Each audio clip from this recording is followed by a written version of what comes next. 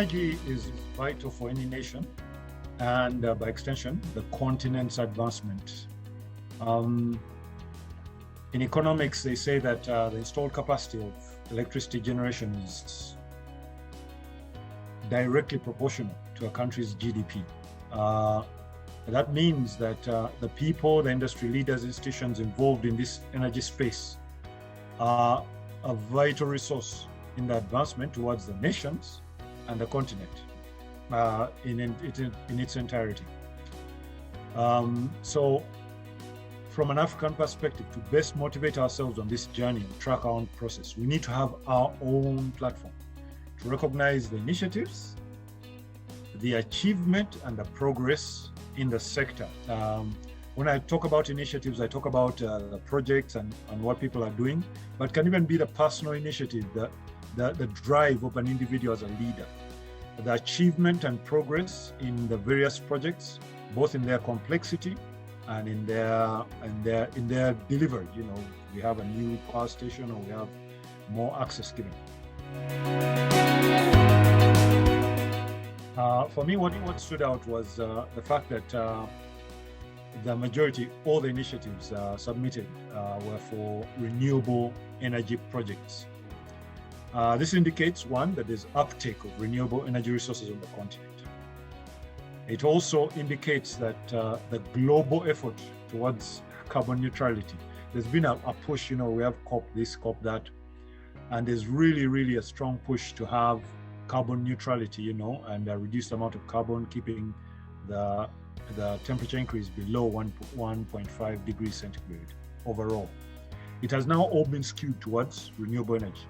So you'll find that the discussion on the table is not very palatable when you're talking about coal. And also I've seen that even funding must have been skewed towards renewable energy. Come on the table with a renewable energy power project, chances are it will receive a better uptake. Another thing that stood out for me is countries that are seeking to apply technologies to use existing installations and convert them into greener capacity.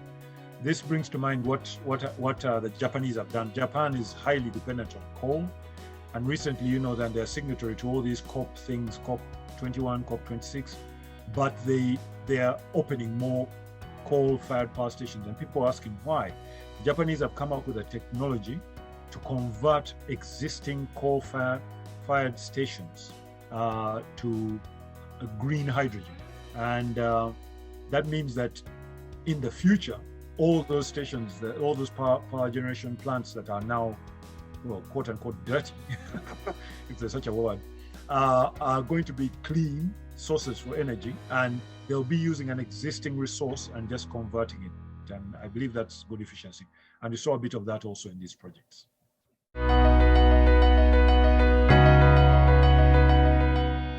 On the continent, I see a stratification, if you may, amongst the nations on the African continent. And you find that this one is mainly along the lines of wealth and level of development as a nation. Here I'm assuming that political and all other factors are constant, obviously.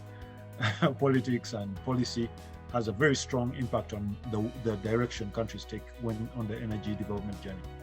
But it seems that the countries with more capacity and resources and skills are the ones that can do the larger and more complex projects and are actually advancing more. Unfortunately, ironically, it's the same countries that have actually progressed, and you'll find that they have higher levels of access, and they're implementing more green energy, and they're converting. So it is something to note, because that means that even on the continent, you have people who are stratified and people are being left behind. The second thing that I saw is a question we seem to be shying away from now, which was prominent before COVID. I don't know whether this is a COVID thing. The issue of efficiency in operations and a move towards cost reflectiveness of charges. These two are vital. Why? They're not very palatable politically, but ultimately, in the end, if we are to have a sustainable energy sector, one that's standing on its own feet, its own 2 feet, we have to become efficient in our operations. all utility operations across the generation, transmission, and distribution. And also, we need to move and transition towards a time when, at least for operations, for day-to-day operations, the tariffs can absorb them.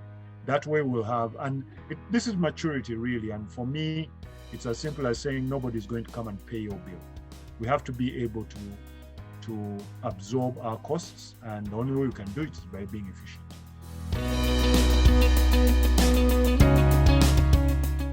I'd like to really congratulate all the people who are nominated, the individuals and the projects.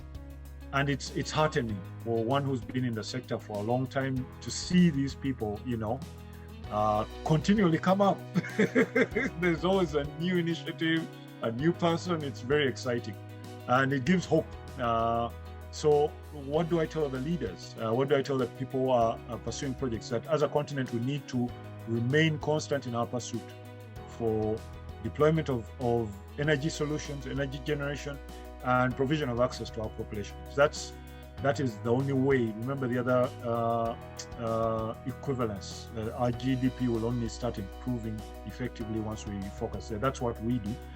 Then we also have a relatively young population. We need to skill them in the technologies that will be required, so that we have our own pool of technocrats, our own pool of skilled individuals, both in mature and emerging technologies. We don't leave the mature technologies behind, because we're beginning to see a deficit in certain mature technologies like power engineers and things like that. But also as a continent, we need to be bold and not shy away from those aspects that will ultimately make our energy sectors feasible in the long term. And really, we need to move towards cost-reflective tariffs for operations, and we also need to deploy and operate efficiently. Let's take a leaf from the Asian tigers and our friends in the OECD countries.